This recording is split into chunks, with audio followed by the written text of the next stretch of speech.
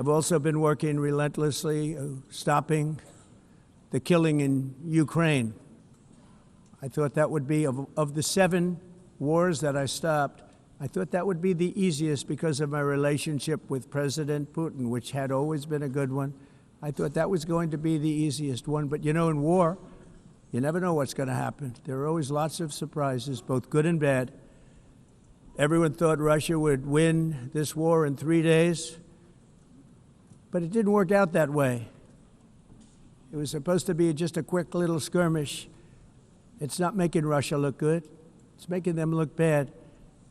No matter what happens from here on out, this was something that should have taken a matter of days, certainly less than a week.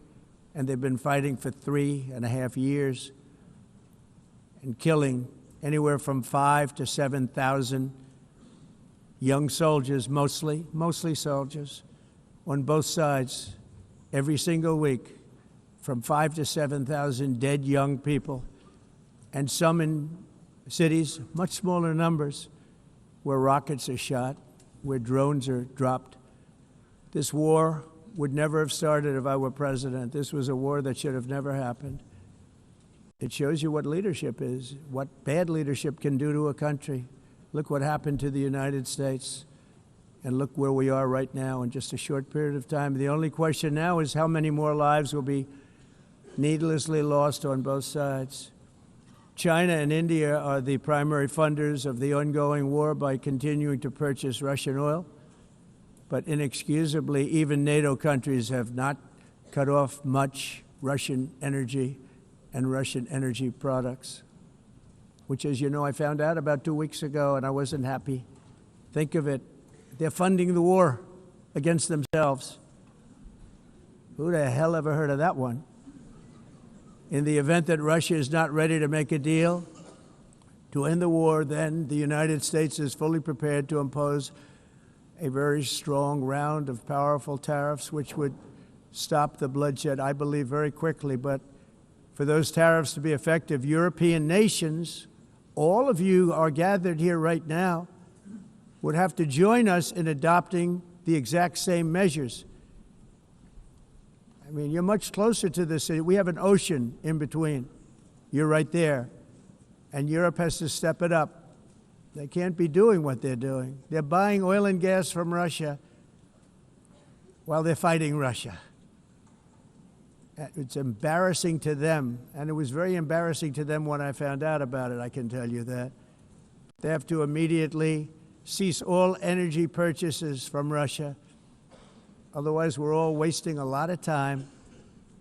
So I'm ready to discuss this. We're going to discuss it today with the European nations, all gathered here. I'm sure they're thrilled to hear me speak about it, but that's the way it is. I like to speak my mind and speak the truth.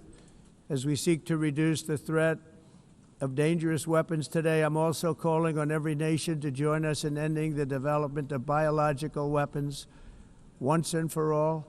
And biological is terrible, and nuclear is even beyond, and we include nuclear in that.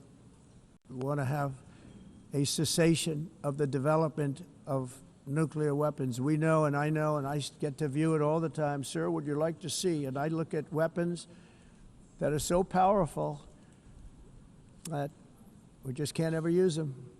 If we ever use them, the world literally might come to an end.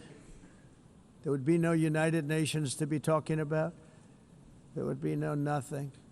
Just a few years ago, reckless experiments overseas gave us a devastating global pandemic. Yet despite that worldwide catastrophe, many countries are continuing extremely risky research into bioweapons and man-made pathogens.